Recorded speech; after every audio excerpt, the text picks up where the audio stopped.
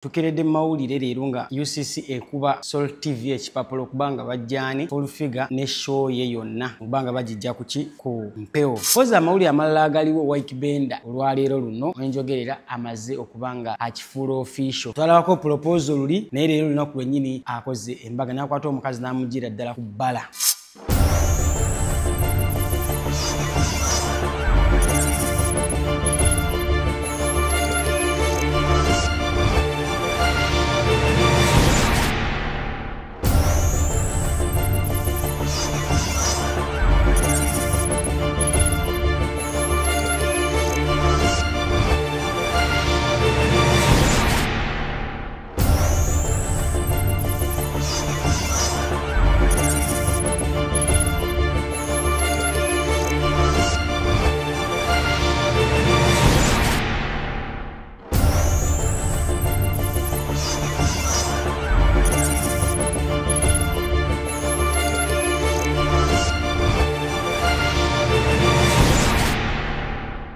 Yes, Dubai Eye Uganda here.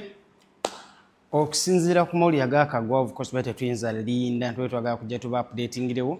Okusinzira ku mbeera nga bweri mu ggwanga Uganda. Tukeredde mawulire leero nga UCC ekuba Sol TV ekipapulo kubanga bajjani full figure ne show ye yonna kubanga bagijja ku mpewo. Of course abasekretaries bakedde kuseka okuli batamale mirundi junior ne ba blogger abenjawulo oba ne platform ezenjawulo nga bageza kusekerera full figure nti bamugambye tazza show eteddamu nezanya ku mpewo because ekyo badi bamuvunaana kubanga akozesa olulimi olukyamu bamuvunaana okubanga program yo agikozesa bubi. Of course tulabyeko full figure mirundi sigumu oba ebiri nga attackingira abantu abenjawulo ku show yeyo, so ndowooza abataddeyo ekiwandiiko okubanga bamugoba basinzidde ku ebyo kuba balwo babadde ajja mufo ky'okukola show n'asooka n'ayomba ne Tamale mirundi junior n'asooka n'avuma Nammere, so bibaddeyo bityo. Olugambo oluliwo lugamba nti Nammere yavuddeyo n'akola ki n'akwata show n'agikuba mu mbuga z'amateeka oba kuziteeka ku UCC n'abanga ateekayo ekiwandiiko. Of course tumumanyi mukazi yasoma, mukazi mugezi era yeewanye by the way neyewana n'agamba kakyatandika butandisi okubanga bakoze eki bagisiza full figure bashoya full figure evuddewo ne bagabo babeetenda bagizeewo. But nja kunyonyera kino ekintu gye kiri nti sawa zino akantu kafuse ka mind game kitegeera full figure side z'okumukuba n'ebisigadde alabika abadde anyizeeko,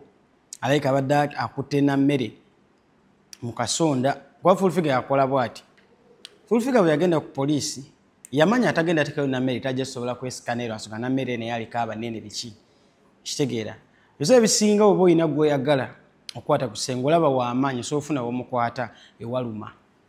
kitegeera. Kati full figure kye yakola ate yateka Nammere mbe amateeka teyayomba naye yadda ku bbaawe gwe bateekayo mbu yakoze robale n'ebisigadde era bbaawe gwanyiga bba wa Nammere ali mu dduka ye Nammere mulaba ajja n'ayogera biki ne bbaawe ali mu dduka kuba ye Nammere yalina immunity naye bbaawe talina immunity. Kati ate singa oluma Nammere nti bbaawe aliira ku nsiko bamunoonya full figure yataddeyo complain bbaawe yakubamu ate ne mu katambi mwali Nammere tali mu katambi. Kati full figure yagenda okulaba nti oli w'amaanyi kale kati okulumya nkola nti yankwata ku bbaawo okitegeera. So full figure kye yakola kimu kukwata keesi gisiba kunyweza bba wa Nammere tiokumanya tebiri mu muzanyo n'abadde bennyini abadde baliwo abaddusa bba wa Nammere kola batya babataddeyo nti bagenda mala omwezi mulamba kitegeeza ebintu biri serious. Kati Nammere akimanyi bakwatira ku bbaawe kaweddemu, so naye alina okugezaako anafuye eno nga bayongera okuweka bbaawe era yakere bebamu bapushize ekintu kya full figure kubanga bamujja ku TV. So kitegeeza ng'Abaganda bagamba mbu empewo tebula kyekusuuza tebula kyekusuuza ate sekusuuza ki eminyira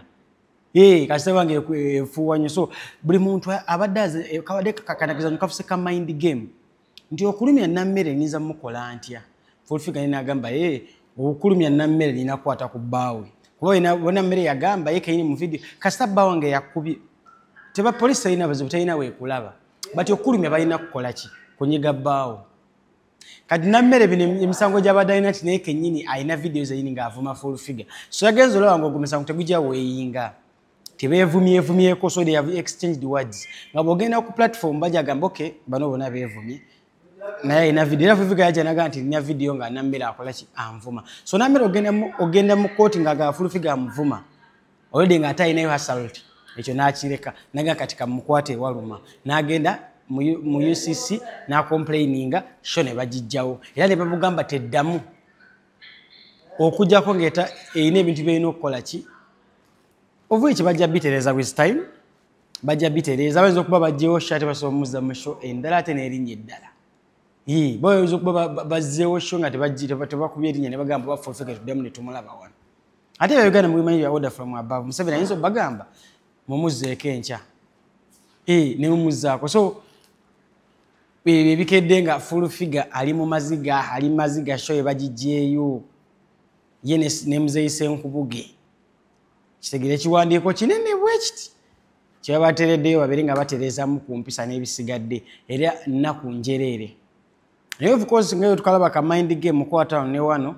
tujja kuba twongera okulaba ekintu ekigenda okwongera developinga nawa gye kigenda okuba nga kikola ki kikomekkerezebwa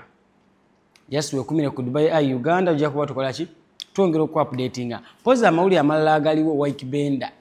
olwaleero luno wenjogerera amaze okuba nga akifuula official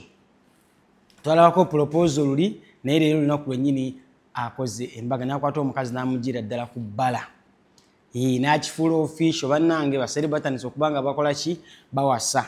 ebiseera ebisinga obuvunaanyizibwa obwo oba ekiraga nti omuntu akuze kwekera ku makya n'okyalamba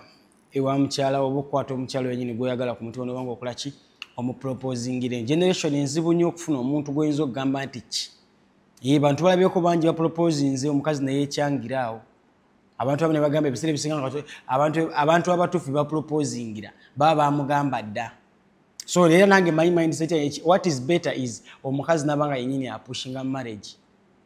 ng'ateekawo embeera bakyale ewaabwe ebiseera ebisinga bano bemulaba baganye bano abatakyogera nkona mukazi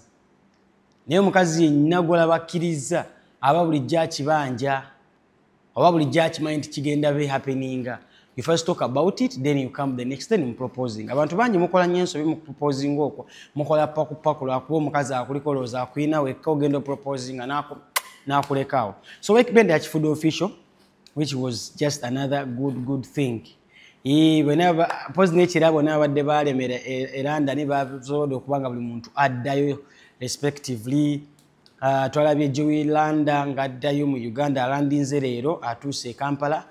Mukunja atasera atuuse e Kampala yesterday night twalabeko ne El Chapo Mona Lisa abamumanyi nga Balista Timonga naye akomyewo mu Dubai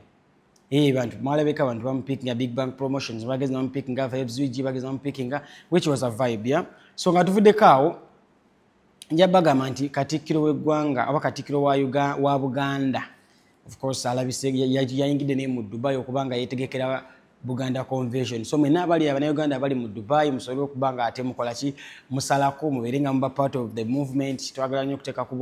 Buganda ku wateleve endala of course nja kwebaza abantu abakibadde munalabeko Kim Nana nendabako Vibes Wigi nabona abali mu Dubai muno nga mwakwasaganyiza embeera eyo mugezaako okukuuma Buganda ewamu eno mabbali oba nga tuli eno ku mawanga it is another good thing nandisebe Bannayuganda ffenna abali mu so nga tuteekawo community yaffe at least tuje empowering tuteekawo community at least nga welcoming buli omu tusobole okuba nga tuwulizinganya tusobole okuba nga tuyambagana tusobole okuba nga tukola ki tusolving ebizibu kuba tulina ebizibu bingi bye tuyitamu nga Bannayuganda wano mu Dubai naye tetulina that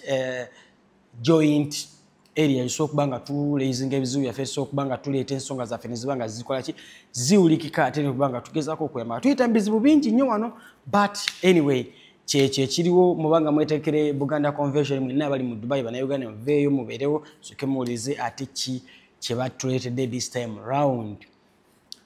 nanvuddeko awo nja kwebaza mwenna abala ba Dubai mwenna abatwala obudde ne muba nga musubscribinga mulikinga mbeerako kuba nga mutambula naffe all along mwebale nnyo mwebale ddala temujjanga okwo tugendagezaako buli kanaku bye nga tubaseeyo vidiyo emu kyonna kyetuba tusobodde tukibakolere ate namwe mwere kuba nga mutusupportinga mutwagala nnyo tuliwo baweereza abe Dubai ne kubanga tuba update za mwe tujja kuba tukyazanga abantu abenjawulo ate babeere nga bakola ki ba discussing ba sharing stories zaabwe tubeere nga tukola ki twongera okutambula olutalo luliwo musically tukyalabya ddala nga Chameleone of course abantu bangi bavideo ne bamubuulirira mu nsonga za Alien Skin but still Chameleone tetunamanya ekyagenda kwogera nenge ebigambo bikyayisiŋŋanyizibwa Alien Skin yawe tanavaayo nnyo physically n'omulaba mu face nga ayogera badde agezezaako byewala twamulabye ayogerera mu mabbali ku live emu naye nga of course tetunalaba video entuufu ng'ayogera naye nga Chameleone yagambye agenda ba disciplininga we don't know if Chameleone is the same Chameleone oli yali ow'amaanyi malabyeko John Segawa ng'agezaako mubuulirira namugamba Chameleone you're too old for this netulabako King Sir ng'avaayo nga yogera yagenda ku kitebe biki ng'agezaako okubaako ne issues za blaming Alien Skin King Sir naye watakingako Alien Skin nga talina kyagambye akuba oliwo NUP which is okay watakingako Alien Skin nga talina kyagambye but Alien Skin n'abitabiwa amazzi n'atakwogerako I think the problem is Alien Skin bwe yataka pati n'aleeta omwana Sandra Nax kaliya ya Winnie wa Mami musically we yakoma musobola okunjulira abakyawulira Winnie wa Mami ng'alina gy'ayimba naye kasita Alien kapati yajja Winnie wa Mami we byakoma n'akemba kyalina kano aka daily menu kyetwaddamu kawulira so I think King Sir nekeyinira yasala namu azzeemu okulabika ng'ayogera ku Alien Skin n'okuba nga Alien Skin yagendawa Alien Skin yali ayitawo okusinziira ku byalabika ne video ezaali zitambula so ndowooza twetereeze tuleme kukola comment ate nawe kenyini King Sir muzirako emabega wanyigira Chameleone so kati oyagala kugamba okadde lwakuba Sir ayombye lwakuba Chameleone ayina wrangles ne Alien Skin kati Chameleone mutuufu Alien Skin mubi nnyo Alien Skin talina video ng'akulumba gwe oba ng'alumba Chameleone so kati abantu Uganda omuntu waba atunyigiriza musically tuleme kulaga mbu ate tugenda kwegatta mbu tumulwanyise abantu babiko abantu babibuuka abantu baagala kitambula kiriwo tufokasinge baba muyimbi wo kapati yamujjawo muno muyizi muwandiikire ennyimba ennungi nga kayimba akalungi nga bw'olaba kapati of course mwalaba Winnie wa Mami ebisere nga yaliko akuba ono omwana yataka pati omurundi ogwo Winnie wa Mami yali ne ku TikTok yakoze eki musically w'amaanyi atambula bulungi naye okuva bamukuba kapati kali ewe yakoma somere okubanga mwekubina ku Dubai ya Uganda munansonya bwe mba njogera ebitabasanyusiza but that is it mwabanyomere ddala mwali kwekumira ku Dubai ya Uganda tukyagobera Black Badi awanda omuliro omukuba kutwalebeko bakubye panisha mbu simanyi agalabire mukwano gw'abayaye gundi pastor Bugembe byagamba nti ekirungi okyagala Katonda omwagala ate ne sitaani omwagala ate kisoboka eyo inabeera side mubobeera w'abashaba beereeyo bobeera wa Alien Skin beereeyo naye bona abeera mu makati ojamaliza side zonna zikubye so abadde abangu ennyo bakutuuseko ne bakuba Mudra esaawa ove mukaabo moving on kati Mudra esaawa zonna naye ali exposed loli baali bamutya Mudra manyi ebiseera kibanga boolaba for example nja kuwa example ya Israel baali bajogerako mbu y'amaanyi naye omusajja yagikubamu n'agirabisa owa Iran so kiringa Mudra bamukanzekanzeemu ono twamulabako ku show ali ng'asimbula emmotoka agwambala so tugezeeko okuba nga twewala ebintu ebimu tuleme ku expose nga weakness zaffe kuba biseera ebisinga abantu bakutya oba toyingidde mu lutalo naye bw'oyingira mu lutalo balekerawo okukutya ono naye akwatikako kiwe kyewalaba nti